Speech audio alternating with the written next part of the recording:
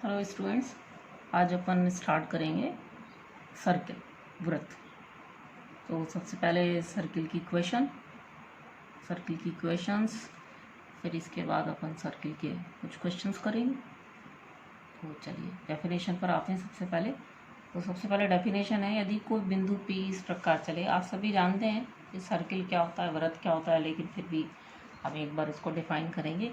यदि कोई बिंदु P इस प्रकार चले कि उसकी एक स्थिर बिंदु से दूरी को हमेशा बराबर बना के चले, तो वो जिस पथ पर चलता है उसे हम वृत्त कहते हैं, और स्थिर बिंदु को वृत्त का केंद्र कहते हैं, और जो बराबर दूरी बनाकर चलता है बिंदु, उस दूरी को वृत्त की त्रिज्या कहते हैं। ये डेफिनेशन आपके यहाँ लिखी हुई है, ठीक है। अब इसके बाद है कि वो जिस पथ पर चलता है, बिंदु चलता है, इस प्रकार चलता है कि एक स्थिर बिंदु से उसकी दूरी हमेशा बराबर बनी रहती है। तो इस वृत्त का समीकरण निकालना, क्योंकि हम जानते हैं, ये मैंने पहले आपको बता चुकी हूँ कि किसी भी बिंदु का बिंदु पथ कैसे निकाला जाता है। किसी भी बिंदु का बिंदु पथ क्या होता है, उस गतिमान बिंदु के निर्देशांकों में और दिए गए अचर राशियों में एक रिलेशन होता है। तो हम यहाँ पर भी इस वृत्त का समीकरण निकालेंगे तो अपन देखेंगे कि ये गतिमान बिंदु है Pxy, ठीक है। ये चलता है, इस प्रकार चलता है कि एक स्थिर बिंदु HK से अपनी दूरी को हमेशा R के बराबर बना करके चलता है। तो हमें इस वृत्त का समीकरण निकालना है। इसका मतलब हमें इस बिंदु का बिंदु पथ निकालना है, बिंदु के बिंदु पथ का समीकरण निकालना है, जो कि क्या होगा, वृत्त का समीकरण होगा। तो ये रिलेशन हम कहाँ से निकालते हैं, XY में हम उन्हीं कंडीशन से निकालते हैं जिनको फॉलो करता हुआ ये बिंदु चलता है। तो ये बिंदु किस कंडीशन को फॉलो करता हुआ चल रहा है, CP बराबर R, यानी कि गतिमान बिंदु P की और स्थिर बिंदु जो C है, जिसको हम केंद्र कहते हैं, इससे दूरी हमेशा बराबर है। तो CP बराबर R, ये इस नियम को फॉलो करता हुआ ये बिंदु PXY चलता है, गति करता है, मूव करता है। तो हम इसी को काम में लेकर के एक रिलेशन निकालेंगे, किसमें, गतिमान बिंदु के निर्देशांकों में दिए गए अचर राशि। तो दिए गए अचर राशियाँ हैं हमारी H और K, ठीक है। और गतिमान बिंदु है हमारा PXY। तो देखिए यहाँ पर जो कुछ हमें दिया हुआ है उसी को हमने लगाया CP बराबर R। हमको क्या दे रखा है, CP बराबर R। तो CP बराबर R को हम काम में लेंगे, और CP बराबर R को जब हमने यूटिलाइज किया तो ये क्या आ गया हमारा, x माइनस एच। CP क्या है, C और B बिंदुओं के बीच की दूरी है। तो CP को हमने क्या लिख दिया, x माइनस एच का whole square plus y minus K का होल स्क्वायर। ये हमारा क्या है, डिस्टेंस फॉर्मूला है, दूरी सूत्र, बराबर CP बराबर R, दोनों तरफ होल स्क्वायर कर दिया तो ये क्या आ गया, x माइनस एच का whole square plus y minus K का होल स्क्वायर बराबर R स्क्वायर। तो यही हमारा क्या है, ये हमारा क्या एक रिलेशन है x y में और दिए गए कांस्टेंट में, मीन्स H K और R। तो x minus H whole square y minus K whole square बराबर R स्क्वायर, ये हमारी क्या है, वृत्त का समीकरण। किस वृत्त का समीकरण है, जिसका केंद्र HK पर स्थित है और जिसकी रेडियस जो है वो R के बराबर है। इसे हम कहते हैं इस वृत्त के समीकरण का केंद्रीय रूप। ये कहलाता है हमारा केंद्रीय रूप है। केंद्रीय रूप में क्या होता है, केंद्र दे रखा होता है और त्रिज्या दे रखी होती है। तो अगर हमें कोई भी वृत्त का समीकरण निकालना हो और उसके लिए हमको ये दो चीज़ें दे रखी हैं कि इसका केंद्र हमें मालूम हो और इसकी त्रिज्या हमें मालूम हो, तो हम वृत्त का समीकरण हमेशा निकाल सकेंगे। तो देखिए इसी को हमने क्वेश्चन में काम में लिया कि यदि किसी वृत्त का केंद्र 2, 3 है और उसकी त्रिज्या 5 हो तो वृत्त का समीकरण ज्ञात कीजिए, ठीक है। तो हमको केंद्र दे रखा है 2, 3, मीन्स एच के हमको 2, 3 दे रखा है, इसमें हम रख देंगे। इसको आपको याद रखना है, सेंट्रल फॉर्म है ये सर्किल की इक्वेशन। तो एच के मीन्स केंद्र, तो एच के हमको दे रखा है 2, 3, तो आप एच के की जगह लिख देंगे 2 और 3, और रेडियस हमको दे रखी है 5, तो रेडियस की जगह हम लिख देंगे 5।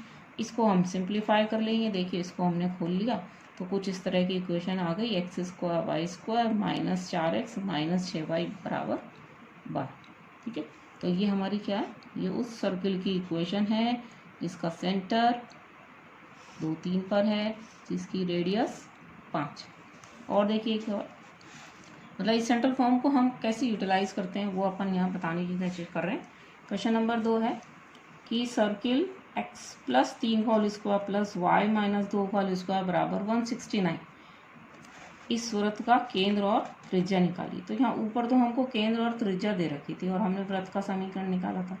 यहाँ आपको क्या करना है कि इस वृत्त का समीकरण दे रखा, केंद्र और त्रिज्या निकालनी है। तो देखो ये वृत्त का जो समीकरण है ये इस रूप में दे रखा है, X minus H whole square Y minus K whole square बराबर आर स्क्वायर, सेंट्रल फॉर्म में दे रखा है। तो हम इससे कंपेयर करेंगे तो आप देखेंगे इसको हम लिख सकते हैं एक्स माइनस माइनस 3 का होल स्क्वायर, तो एच बराबर आ जाएगा -3 और के बराबर आ जाएगा 2। ठीक है, उससे तुलना कीजिए आप, तो के बराबर हो जाएगा 2 और इसकी त्रिज्या बराबर क्या हो जाएगी, यहाँ इसको हम लिख सकते हैं 13 का होल स्क्वायर, तो आर बराबर कितनी हो जाएगी 13। यानी कि अगर हमें किसी वृत्त का केंद्र और त्रिज्या दे रखे तो हम वृत्त का समीकरण निकाल सकते हैं, और वृत्त का समीकरण अगर हमको केंद्र रूप में दे रखा हो तो हम तुरंत उसकी केंद्र निकाल सकते हैं और उसकी त्रिज्या निकाल सकते हैं। अगला देखो, दूसरा जो समीकरण है हमारा वृत्त का वो कहलाता है, जैसे हमने सरल रेखा के समीकरण देखे हमारे कई सारे रूप हैं, ऐसे ही जो वृत्त है उसका भी जो समीकरण है कई सारे रूप होते हैं। इसको दूसरा रूप जो है इसका वो है व्यापक रूप, और इंग्लिश में इसको बोलते हैं जनरल फॉर्म। तो सर्किल की समीकरण की जनरल फॉर्म, ये जो इक्वेशन है हमारी, अभी हमने पीछे जो समीकरण देखी थी उसमें हमने देखा, जब हमने खोला तो उसको कुछ इसी तरह की इक्वेशन आ जाती है, X square Y square plus X का पद वाई का पद और कुछ कांस्टेंट। तो हमने एक ऐसी इक्वेशन ली जिसमें कि ये सब चीज़ें आ रही हैं, एक्स स्क्वायर भी है वाई स्क्वायर भी है, एक्स का पद है वाई का पद है और कांस्टेंट है। फिर हम ये देखना चाहते हैं कि क्या ये एक सर्किल है। अगर ये एक सर्किल है तो ये सर्किल की समीकरण का व्यापक रूप कहलाता है। तो देखिए हमने इसको क्या किया, सर्किल है या नहीं ये देखने के लिए हमने इसको सर्किल के सेंट्रल फॉर्म में चेंज करने की कोशिश करी। तो देखो एक्स स्क्वायर 2gx है तो इसमें जी स्क्वायर हमने जोड़ दिया, तो जी स्क्वायर लेफ्ट हैंड साइड पे भी जोड़ दिया, राइट हैंड साइड पे भी जोड़ दिया, बराबर हो गया। फिर यहाँ है वाई स्क्वायर 2fy, तो एफ स्क्वायर जोड़ दिया, तो F square right hand side पर भी जोड़ दिया, लेफ्ट हैंड साइड पर भी जोड़ दिया, और ये जो सी है इसको हम इधर ले गए। तो ये हमने एक्चुअली में क्या है कि इन दोनों टर्म्स को लेकर के होल स्क्वायर बना दिया। तो ये बन गया एक्स प्लस जी का होल स्क्वायर, ये बन गया वाई प्लस एफ का होल स्क्वायर, और इधर हो गया G square plus F square minus C under the root का होल स्क्वायर। देखिए हमारी सेंट्रल फॉर्म बोलती है एक्स माइनस एच का होल स्क्वायर, तो हमने यहाँ ले एक्स माइनस माइनस जी का whole square, Y minus minus F का होल स्क्वायर बराबर G square F square under the root का होल स्क्वायर। अब हम इसको इस स्टेज पर हम इसकी सेंट्रल फॉर्म से तुलना कर सकते हैं, और तो इससे हम तुलना करते हैं तो हम पाते हैं इसका केंद्र क्या है माइनस जी माइनस, और इसकी रेडियस क्या है जो यहाँ पर है आर स्क्वायर। तो इसको इससे तुलना करें, X minus H whole square Y minus K whole square बराबर आर स्क्वायर, तो हम पाते हैं इसका केंद्र है माइनस जी माइनस, इसकी रेडियस है G square F square minus C under the. इसका मतलब क्या है, ये एक सर्कल को रिप्रेजेंट करती है जिसका केंद्र माइनस जी माइनस एफ, जिसकी radius G square F square minus C under दी। तो ये हमारी कहलाती है सर्किल की इक्वेशन का व्यापक रूप। तो दो रूप हो गए हमारे, एक तो सेंट्रल फॉर्म और ये दूसरा हमारा हो गया जनरल फॉर्म। अब देखो इसको अप्लाई कैसे करते हैं, दो क्वेश्चन मैंने इसके यहीं पर ले दिए हैं आपको, कि वृत्त X square plus Y square minus 4x minus 4y minus 1 बराबर 0 का केंद्र और त्रिज्या ज्ञात कीजिए। ठीक है, तो क्योंकि इसे देखो आप ये किस रूप में दे रखी है हमको, ये व्यापक रूप में दे रखी है, क्या कि इसको हम तुलना कर सकते हैं X square Y square minus 2gx minus 2fy minus C बराबर 0 से। तो तुलना करते हो तो आप पाओगे यहाँ x का कोफिशिएंट कितना है 2g, और यहाँ x का कोफिशिएंट है -4, तो तुलना ऐसे करते हैं 2g बराबर -4। इसी तरह से यहाँ y का कोफिशिएंट है 2f और यहाँ है -4, तो 2f बराबर -4 और c बराबर -1, तो आ गया g बराबर -2 आ गया यहाँ से, f बराबर भी -2 आ गया यहाँ से, c बराबर -1 यहाँ से। और हमारे प्रॉब्लम क्या था कि इसका हमको केंद्र और त्रिज्या निकालनी है। ठीक है, तो अभी अभी हमने पढ़ा कि अगर इक्वेशन ये वाली है सर्किल की तो इसका केंद्र क्या होता है माइनस जी माइनस है, तो माइनस जी माइनस है, तो जी एफ की वैल्यू हमारे पास यहाँ है, यहाँ से माइनस जी की वैल्यू निकालिए, तो माइनस जी प्लस 2 के बराबर हो जाएगा, माइनस एफ भी प्लस 2 के बराबर हो जाएगा, तो ये इसका केंद्र आ गया। अब त्रिज्या निकालने के लिए ये फॉर्मूला लगा देंगे जी स्क्वायर एफ स्क्वायर माइनस सी, तो ये जी स्क्वायर ये एफ स्क्वायर माइनस -1 क्योंकि सी बराबर -1 है, और ये इसकी त्रिज्या होगी। तो कोई भी सर्किल अगर हमको केंद्रीय रूप में दे रखा है तो उसका केंद्र त्रिज्या निकालना हमको आना चाहिए। अगर कोई सर्किल हमको व्यापक रूप में दे रखा है तो भी हमें उसका केंद्र और त्रिज्या निकालनी आनी चाहिए। ये जो क्वेश्चन छोटे छोटे मैं आपको करा रही हूँ ये सब पेपर में आए हुए हैं और आनी चाहिए, आपको प्रैक्टिस कीजिएगा इस तरह के सवालों की। एक और देखो ये भी आया हुआ है, X square plus Y square बराबर 12x, इस वृत्त का केंद्र और त्रिज्या ज्ञात कीजिए। तो हमने इस वृत्त को भी क्या किया, क्योंकि ये सेंट्रल फॉर्म में तो है नहीं और तो हमने इसकी व्यापक रूप से तुलना कर ली। तो देखो यहाँ 2g बराबर माइनस आ जाएगा 2g बराबर माइनस, अब 2f वाई का पद को यहाँ पर है ही नहीं, इसलिए y का गुणांक 0 हो जाएगा। ठीक है, और कांस्टेंट का पद भी यहाँ पर कोई नहीं है तो c भी 0 हो जाएगा। तो हम इसकी जब इससे तुलना करेंगे X square Y square 2gx 2fy plus c बराबर 0 से, तो हमें ये मिलेगा 2f बराबर -12, ये सॉरी 2g बराबर g है, ये 2g बराबर -12 और f बराबर g, f बराबर g, क्योंकि ये -12 किसका गुणांक है जी, तो ये यहाँ आएगा 2g बराबर -12 और 2f बराबर 0 और c बराबर 0। तो यहाँ से g बराबर आपकी कितना आ जाएगा, g बराबर आ जाएगा -6। ठीक है, यहाँ से कितना आया हमारा आया g बराबर -6। तो -g कितना हो गया 6 और f 0 है तो -f भी 0 हो गया। ठीक है, इसके बाद त्रिज्या निकालेंगे तो g square means 36, f square means 0, c means 0, तो ये इसका आ गया। ठीक है, तो केंद्र तो हो गया इसका 6 0, इसका केंद्र कितना हो गया 6 0 और इसकी रेडियस कितनी हो गई 6। ठीक है, तो कोई भी सर्किल की इक्वेशन हमें दे रखी है, किसी भी रूप में वो दे रखी हो, हम उसको व्यापक रूप में बदल सकते हैं और हम उसका केंद्र और त्रिज्या निकाल सकते हैं।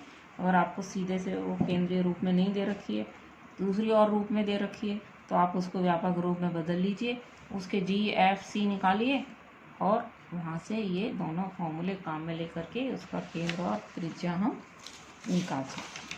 ठीक है, तो 2 रूप हमारे हो गए।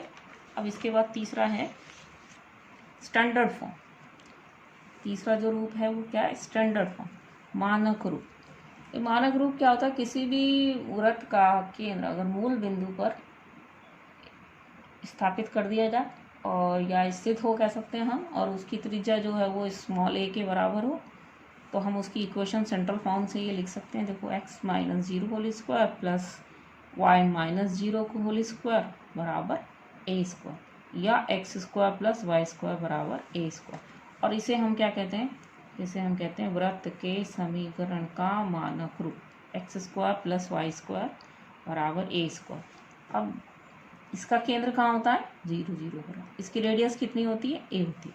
तो हम वृत्त के समीकरण को किसी भी रूप में पढ़ें, हमें उसका केंद्र और त्रिज्या के बारे में पता होना चाहिए कि वो कितनी होती है। अब देखो ये क्वेश्चन है, X square plus Y square बराबर 25, इसका केंद्र और त्रिज्या ज्ञात कीजिए।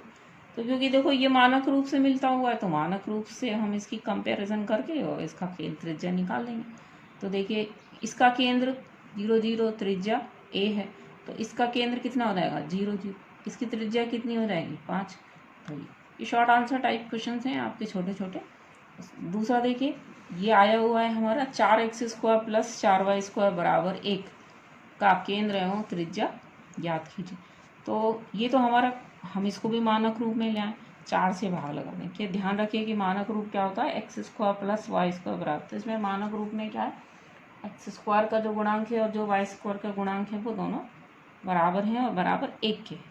ठीक है, तो हम इसको यहाँ से डिवाइड कर देंगे, तो ये हो जाएगा X square plus Y square बराबर 1/4 या 1/2 का होल स्क्वायर। अब आप इसकी मानक रूप से तुलना करो और फिर आप देखोगे कि क्या है, इसका केंद्र 0 0 हो गया, इसकी त्रिज्या 1/2 हो गई। ये जो है क्वेश्चन अपने आया हुआ है। अगला जो सर्किल की इक्वेशन का रूप है वो है diameter form, and this is the last one. 4 ही रूप होते हैं, वो है डायमीटर फॉर, व्यास रूप, इसको हिंदी में बोलते हैं व्यास रूप। तो व्यास रूप क्या कहता है, देखो व्यास रूप कहता है कि अगर किसी सर्किल के जो डायमीटर है, इसके अगर हमको दोनों सिरों के कोऑर्डिनेट दे रखे, या हम ये कह लें कि कोई दो बिंदु हैं ए और बी, उन दोनों बिंदुओं को मिलाने वाली रेखा डायमीटर मान करके जो सर्किल ड्रॉ किया जाए उसकी इक्वेशन, दो दिए गए बिंदुओं को व्यास मानकर, मिलाने वाली रेखा को व्यास मानकर जो वृत्त ड्रॉ किया जाता है उसकी इक्वेशन निकालना। उसकी इक्वेशन ये होती है x माइनस x1, ये हमारा बिंदु है कि x1 y1, दूसरा बिंदु है x2 y2, तो x minus x1 x minus x2 plus y minus y1 y minus y2 बराबर 0। ये क्या होती है, ऐसे वृत्त की समीकरण होती है। देखो एग्जाम्पल के लिए हमें इसको अप्लाई कैसे करना है, हमें इसको अप्लाई करना है, एक बिंदु है 2 3, ठीक है, 1, और दूसरा बिंदु है 3 2, ये रहा 3 2, इन दोनों को मिलाने वाली रेखा को व्यास मानकर जो वृत्त खींचा जाए उसका समीकरण निकालिए। तो x1 y1 हमें कितना दे रखा है, 2 3, x2 y2 हमें कितना दे रखा है, 3 2। हम इन दोनों को कहाँ यूटिलाइज कर देंगे, इस इक्वेशन में। तो x माइनस x1, ये देखिए x माइनस x1, फिर ये x minus x2 plus y minus y1 और y माइनस y2, ये लो इसको सिंप्लीफाई कर लिया हमने, तो देखिए क्या आ गई, X square plus Y square minus 5x minus 5y plus 12 बराबर 0। ये हमारी क्या आ गई, ये हमारी वृत्त की समीकरण आ गई। ये हमारा क्या आ गया, वृत्त की समीकरण आ गई। उस वृत्त की समीकरण जो इन दो बिंदुओं को मिलाने वाली लाइन को व्यास मान करके खींचा गया। ठीक है, अगला देखिए, एक और छोटा सा कंसेप्ट है कि कोई भी वृत्त है, ये X square plus Y square plus 2gx plus 2y plus c बराबर 0, इसके द्वारा अक्षों पर काटे गए अंतखंड की लंबाई, अगर ये अक्षों को कहीं काटता है तो अक्षों पर काटे गए अंतखंड की लंबाई, और अक्षों पर काटे गए अंतखंड से मतलब क्या है, ये हमारा सर्किल है, ठीक है। अगर ये एक्स अक्ष को किन्हीं दो बिंदुओं पर काटता है, दो डिफरेंट पॉइंट्स पर काटता है, ठीक है, तो ये इसे हम कहते हैं ए बी को हम एक्स अक्ष के द्वारा काटा गया अंतखंड, और अगर वाई अक्ष को भी काट रहा है कहीं तो ये वाई अक्ष पर काटा गया अंतखंड सी डी कहलाता है। तो अगर कोई वृत्त एक्स अक्ष से या वाई अक्ष से अंतखंड काट रहा है और उस वृत्त की समीकरण ये है X square Y square 2gx 2fy plus c बराबर 0, तो इन अंतखंडों की लंबाई के ये फॉर्मूले हैं। एक्स अक्ष पर काटा गया अंतखंड है, उसकी लंबाई होती है 2g स्क्वायर माइनस सी, और जो वाई अक्ष पर काटा हुआ अंतखंड है उसकी लंबाई होती है 2f square minus C under 0। अगर एक्स अक्ष पर काटे गए अंतखंड की लंबाई 0 हो जाए तो उस समय वृत्त एक्स अक्ष को स्पर्श करता है, ठीक है, या वृत्त एक्स अक्ष को स्पर्श करता है, इसका मतलब अंतखंड की लंबाई जो है वो 0, इस समय क्या हो जाएगा, एक्स अक्ष ऐसे हो जाएगा, तो अंतखंड की लंबाई कितनी हो जाएगी, अगर आपसे कहा जाए तो 0 हो जाएगी। और इस वाली स्थिति में क्या होगा कि ये सर्किल है और ये वाई अक्ष पर कोई अंतखंड नहीं काट रहा है बल्कि वाई अक्ष को टच कर रहा है खाली, तो टच करने की स्थिति में सी डी 0 हो जाएगा वाई अक्ष को, और एक्स अक्ष को और टच करने की स्थिति में क्या होगा कि ए बी 0 हो जाएगा, ठीक है। तो ए बी जब 0 है तो ये वृत्त एक्स अक्ष को स्पर्श करेगा। A B 0 means 2√g square minus C बराबर 0, ठीक है, यानी कि g स्क्वायर बराबर c।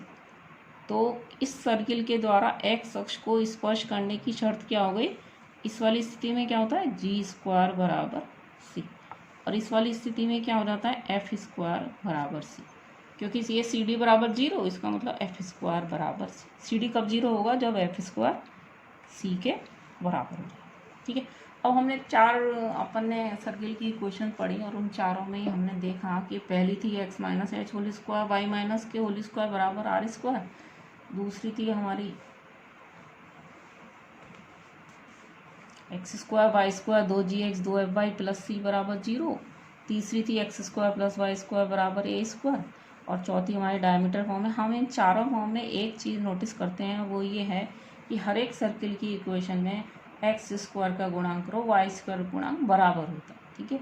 और बराबर होते हैं तो हम जैसे 4 है, 4x² प्लस 4y², तो हम 4 से उसको थ्रू आउट डिवाइड कर दें तो 1 बना सकते हैं, ठीक है। तो हर एक वृत्त के समीकरण में एक चीज़ होती है कि x² का गुणांक y² का गुणांक, हम चाहें तो इसको यहाँ बराबर 1 भी लिख दें, क्योंकि ये दोनों बराबर होंगे तो 1 भी बनाए जा सकेंगे।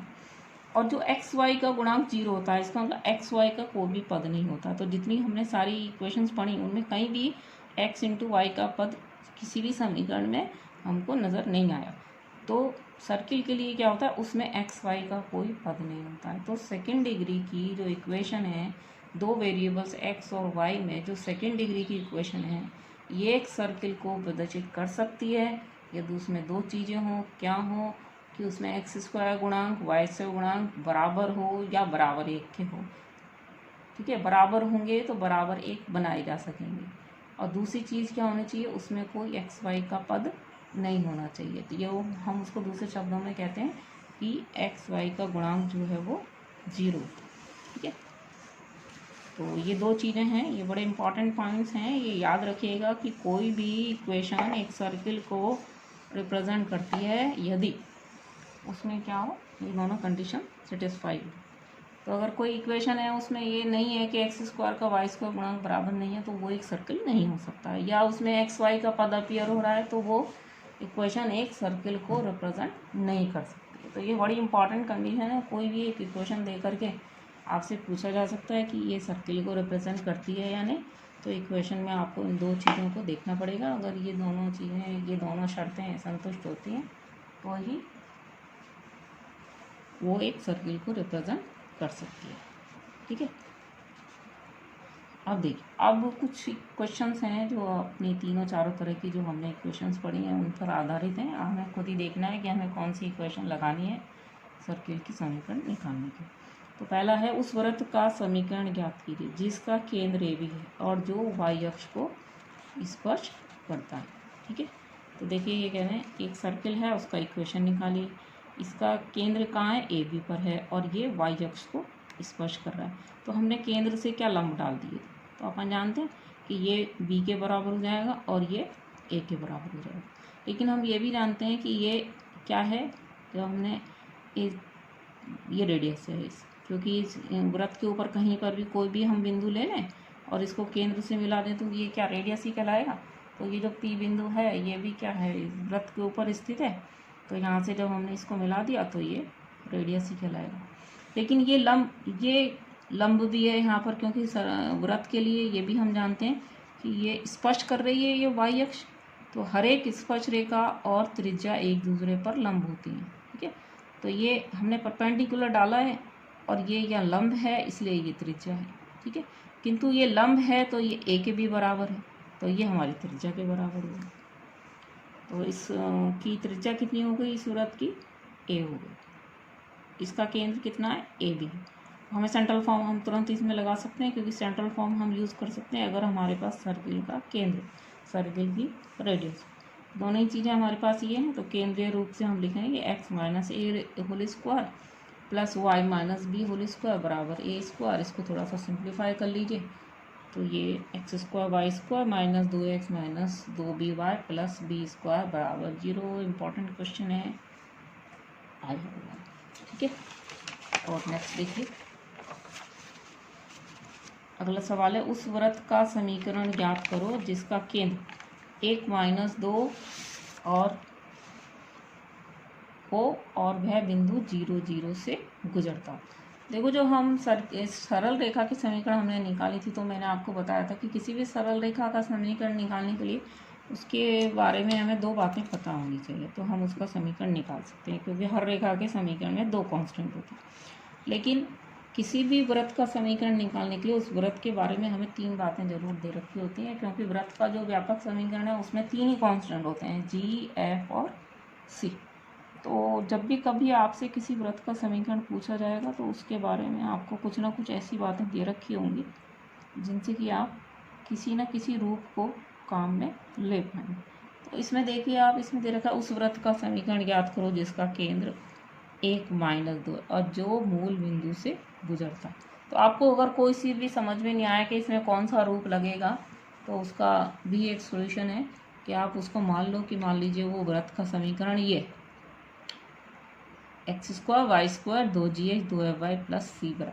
अब आप देखो इसमें हमें क्या क्या दे रखा है, हमें दे रखा है इसका केंद्र g, इसका केंद्र हम जानते हैं माइनस जी माइनस है, ठीक है। तो ये हमको केंद्र इसका दे रखा है, लेकिन चलिए पहले इन्होंने हमने लगाया यहाँ पर, क्योंकि ये बिंदु 0 0 से गुजरता है तो 0 0 से संतुष्ट होना चाहिए। तो 0 0 से संतुष्ट कराया तो c बराबर 0 हो गया। हमेशा ये याद रखिए कि कोई भी कर्व है, चाहे वो सरल रेखा है, चाहे वो वृत्त है, चाहे पैराबोला है, कोई सा भी कर्व है, अगर वो मूल बिंदु से गुजरता है तो उसमें अचर पद नहीं होता है, कांस्टेंट का टर्म नहीं होना चाहिए। क्यों? क्योंकि जब हम यहाँ 0 0 से संतुष्ट कराएंगे तो सी, तो जैसे ही हम कहते हैं कि ये वृत्त मूल बिंदु से गुजरता है मीन्स सी 0। रेखा में भी आपने देखा रेखा मूल बिंदु से गुजर रही है, इसका मतलब उसका कांस्टेंट जो है वो 0 के बराबर। तो यहाँ पर मूल बिंदु से गुजर रही है इसलिए c बराबर 0। अब हम जानते हैं इस वृत्त का केंद्र कितना है, माइनस जी माइनस है, ठीक है। तो हमको दे रखा है लेकिन केंद्र कितना है, 1 माइनस, तो यानी कि आपको क्या दे रखा है, माइनस जी बराबर 1 और माइनस एफ बराबर -2। यही हमने काम में लिया, कुछ काम में लिया।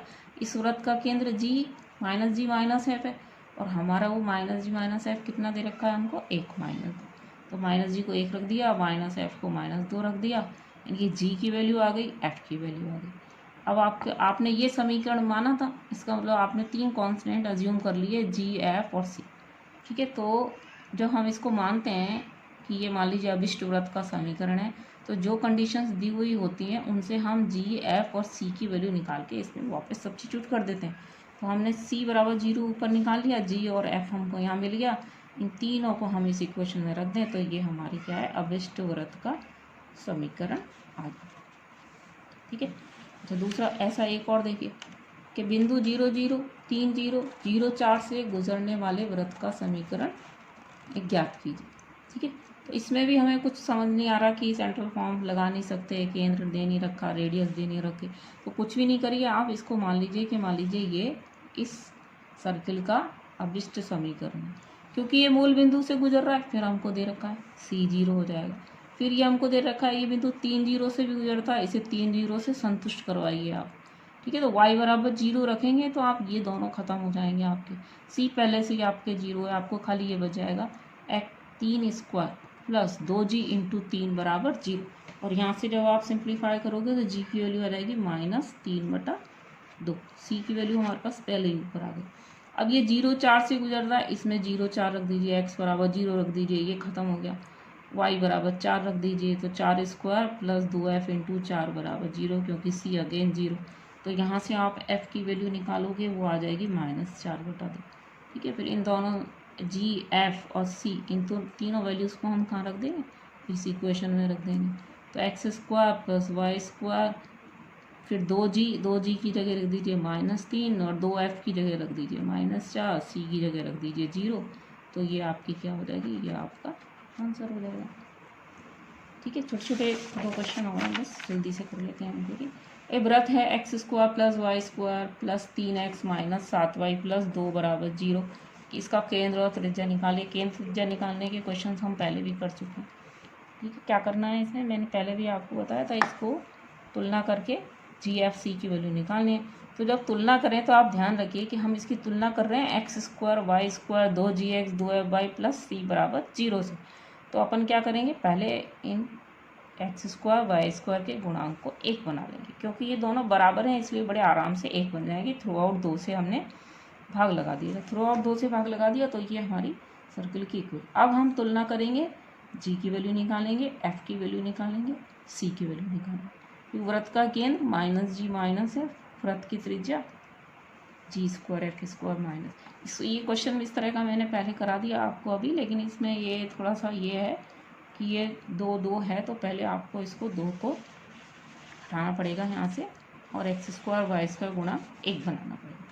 अगला क्वेश्चन है 2x² 2y² minus 7x plus 4y बराबर 3 के द्वारा x अक्ष पर, ये है हमारा x अक्ष पर काटे गए अंत्यखंड की लंबाई ज्ञात, ठीक है।